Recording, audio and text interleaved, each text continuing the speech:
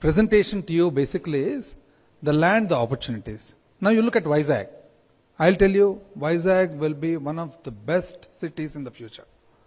There's very few places on this globe, not in the country, on this globe, that has the features that Vizag has. You have a beautiful beach.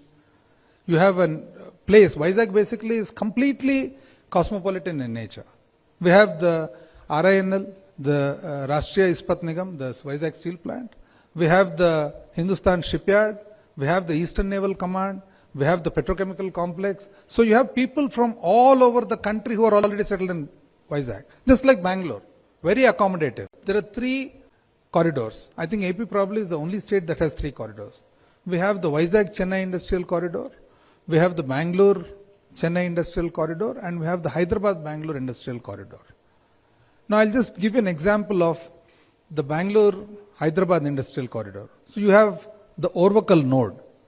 So Orvakal node is located in Kurnool district, which our Honorable Minister just now. This is just an example of the opportunity that is there in Andhra. Regarding the ease of doing business, I think you're all aware that 3 years in a row.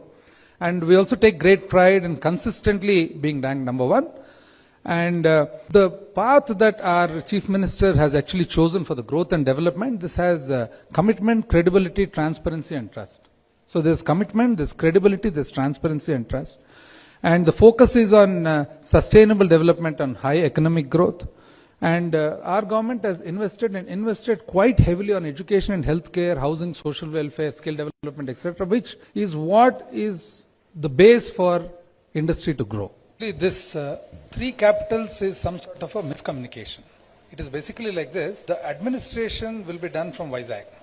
So why we have chosen Vizag as the administrative capital is because of the port city that it is, and because I just told you before, because of the cosmopolitan nature that is there in the city, and because of the climate, everything, Visakhapatnam we feel is the best suited. Then the other one is not the capital per se, it is basically having the High Court.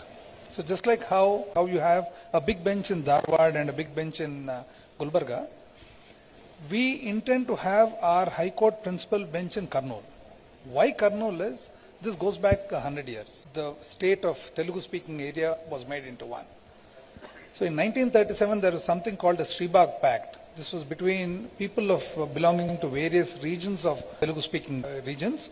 So they came together and then in 1937 decided that if we have the administrative capital of a Telugu state in the future, because it was then part of a British Madras presidency.